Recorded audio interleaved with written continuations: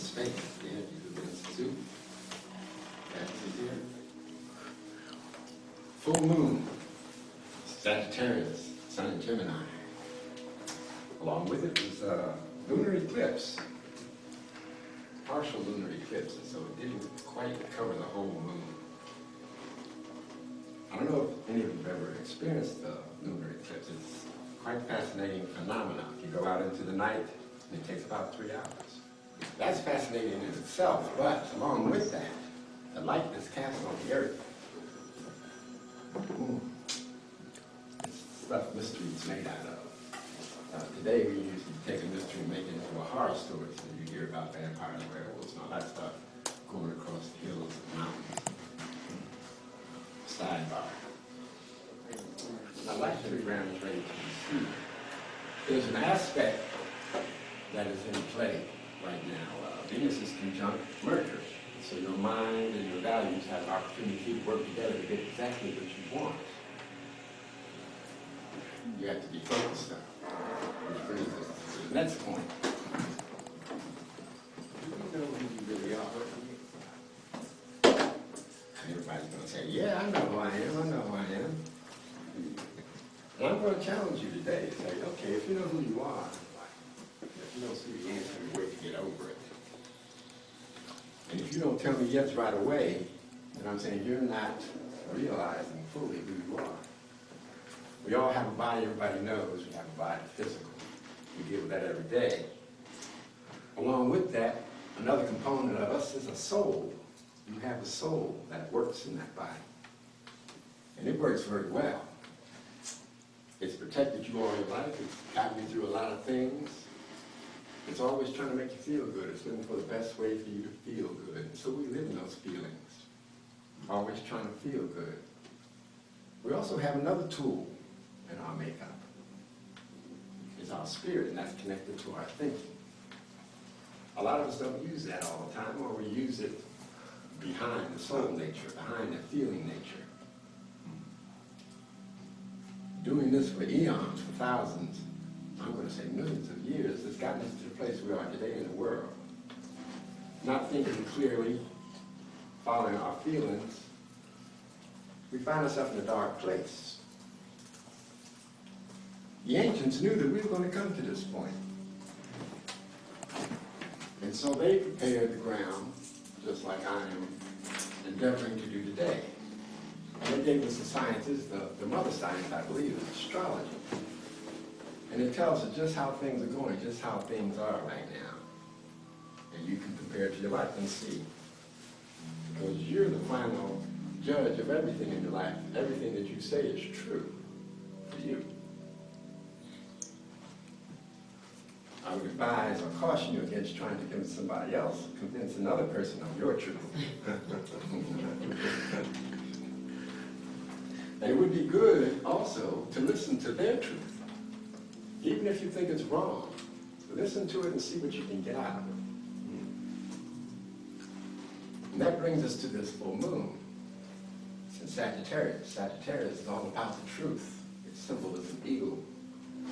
It can soar very high, it can see very far. It lives in the heights in the heavens, akin to our spirit. Gemini, opposing it, or apparently opposing it, because we live in this planet, on this plane, in a dualistic system. We have this and that, up and down, left and right, male and female, all the opposites. Everybody knows about them, everybody experiences them every day. And there's our quandary, because this puts us smack in the middle of our soul nature, because it does the same thing. In its journey and travels to find what makes us feel good, it says, I like this, I don't like that. You feel attracted to this person, you don't like the way that person's doing it. And so you go, all through your life, back and forth, back and forth. The spirit, the eagle in us, doesn't do any back and forth stuff. When it sees its target, that's all it sees. and it flies straight to it. This is invoking your will, something that you don't know very much about either. Everybody knows they have it, but who uses it consciously? Most of the time, the way we become aware of our will is like we're driving. If you drive, somebody cuts across you, somebody runs into your car, whatever reaction comes up, that's how you have allowed your soul to prepare your will to express itself. So when somebody runs into you, are you smiling? You're saying, oh, joy, joy to the world. I don't think so. So what is that about? If I label myself as a thinker in the group, I want you to think a little bit. Think about that. For what purpose have you prepared your will to have a reaction like that without thinking about it? Because you don't have to think about it. As soon as that person hits you, oh yeah, it's on.